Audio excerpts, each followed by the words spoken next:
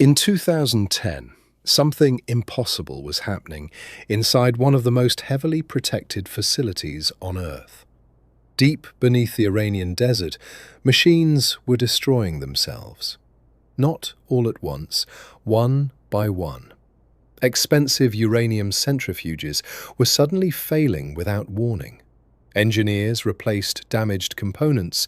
The failures continued. They blamed manufacturing defects. The failures continued. They blamed human error. The failures continued. No matter what they tried, the machines kept breaking, and nobody knew why.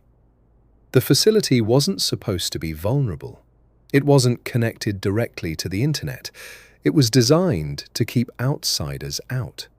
Yet something inside was quietly tearing it apart. For months, the mystery grew.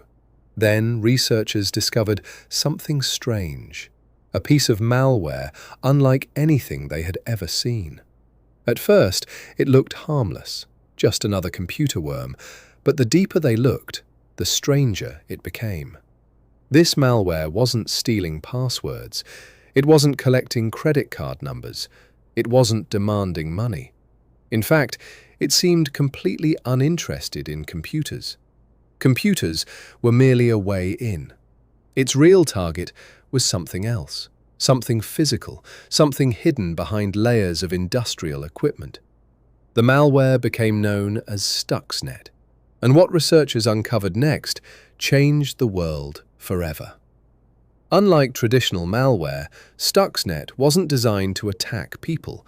It was designed to attack machines, specifically machines used inside Iran's nuclear program. But getting there wasn't easy. The target facility was isolated from the outside world. No direct internet connection, no obvious path inside. Yet somehow, Stuxnet found a way. Investigators believe it entered through something surprisingly ordinary, a USB drive. Once inside, it spread silently from system to system, searching, waiting, looking for a very specific environment. If it didn't find its target, it stayed quiet, invisible, almost impossible to notice. But when it found exactly what it was looking for, everything changed. Stuxnet slipped into the industrial systems controlling the centrifuges. Then it began issuing secret instructions. Speed up, slow down, speed up again, slow down again. The changes were subtle, small enough to avoid suspicion, but repeated thousands of times, the stress became devastating. The machines were slowly being damaged from the inside, yet the operators saw nothing unusual. That was the truly terrifying part. While the centrifuges were being manipulated, Stuxnet was feeding normal information back to the monitoring systems. Every screen appeared normal. Every graph appeared stable. Every warning system stayed silent. The machines were failing, but the data said everything was fine. Reality and the control room no longer matched.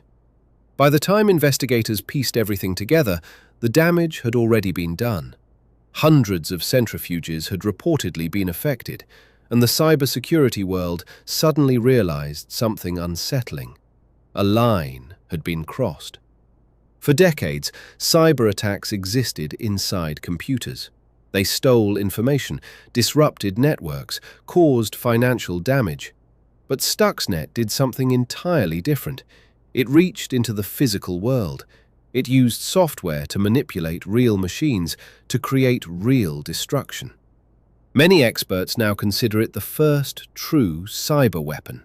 Not because it stole secrets, not because it spread across networks, but because it transformed code into something capable of changing reality itself.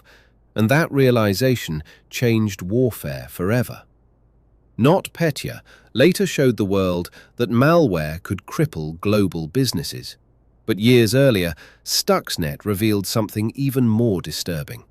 A computer virus could reach beyond the screen and quietly destroy the world around it.